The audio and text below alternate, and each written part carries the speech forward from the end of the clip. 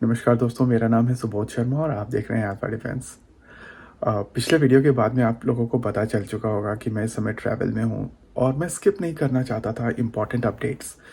Specifically ये जो middle east में हुआ है और पुतिन साहब जब मिडिल ईस्ट में पहुँचे हैं, उनका जो वेलकम हुआ है उसको समझना ज़रूरी था, उसके बारे में बात करना ज़रूरी था। तो मैं टच नहीं खोना चाह रहा था और मैं चाह रहा था कि हम लोग कंटिन्यूएशन करते रहें। हाँ, ये फॉर्मेट आई एम श्योर आप में से बहुत सारे लोगों को पसंद नहीं आएगा, क्योंकि ट्राइपॉड नहीं है, कई बार कैमरा हिल जाता है और ठीक है, क्वालिटी ऑडियो का भी उतना खास नहीं है।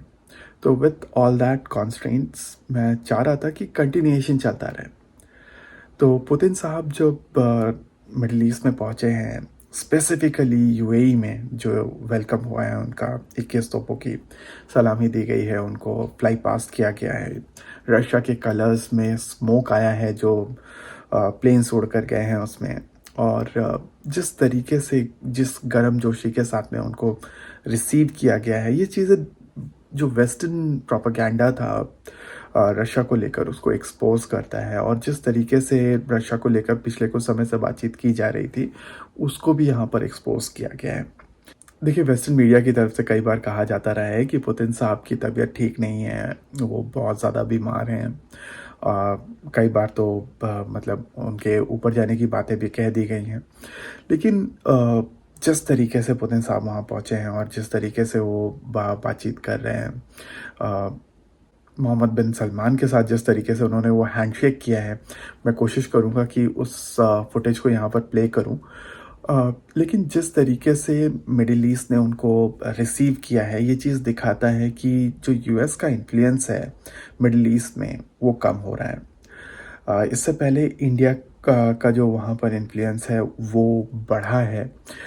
आप देख ही चुके होंगे कि किस तरीके से भारत और यूएई के रिलेशनशिप पिछले कुछ समय से बेहतर हुए हैं और इसका सीधा सीधा इम्पैक्ट होता है भारत और यूएस के रिलेशनशिप्स के ऊपर और भारत और रशिया के रिलेशनशिप के ऊपर।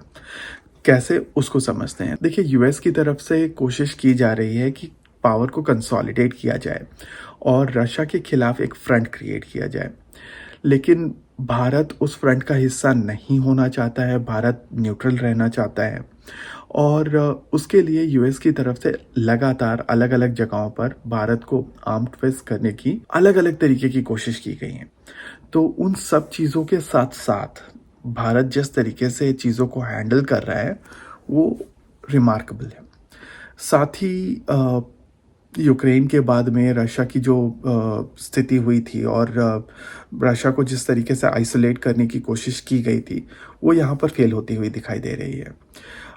डॉलर डंपिंग को लेकर जिस तरीके से यूएई ने काम किया है, भारत यूएई के साथ में मिलकर भारत ने भी काम किया है, चाइना ने काम किया है और रशिया ने काम किया है। तो इन सभी देशों को अगर आप देखेंगे तो यूएस को परेशानी होगी इन सभी चीज़ों को देखकर। और जिस तरीके से स्पेसिफिकली डॉलर को डंप करने की कोशिश की जा रही है, इन सभी चीज़ों के चलते यूएस को बहुत ज़्यादा दिक्कत होने वाली है।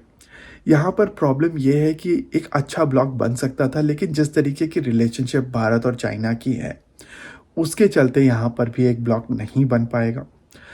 हालांकि रशिया और चाइना मिलकर एक ब्लॉक ज़रूर क्रिएट करेंगे, जिसमें भारत इन एंड आउट रहेगा, एक परमानेंट मेंबर नहीं, लेकिन एक ऐसा देश जो जिसको इनके साथ कोई परेशानी नहीं है। तो एक बैलेंसिंग एक्ट होता रहेगा। पूरी तरीके से हम लोग उधर भी कमिट नहीं करेंगे और पूरी तरीके से हम लोग इधर भी कमिट नहीं करेंगे। जो हिस्टोरिक नॉन अलाइंड सेटअप था, वो यहाँ पर चलता रहेगा। ओवरऑल अगर आप पूरी सिचुएशन देखें तो आपको समझ में आएगा कि चीज़ें काफ़ी इंटरेस्टिंग हो रही हैं और आने वाला समय मिडिल ईस्ट में काफ़ी ज़्यादा इंटरेस्टिंग होगा। स्पेसिफिकली जिस तरीके से इसराइल में चीज़ें हुई हैं, हालांकि वहाँ पर चीज़ें बेहतर हो चुकी हैं, लेकिन फिर भी कोई भी अगर एक्शन होता है तो उसके रिpercussions होते हैं। तो इन सब चीज़ों को देखना इंटरेस्टिंग होगा। ओवरऑल अभी के लिए पुतिन साहब की जो विज़िट है वो काफ़ी हाई प्रोफाइल है और उनको जो वेलकम मिला है वो भी काफ़ी इंटरेस्टिंग है। धन्यवाद।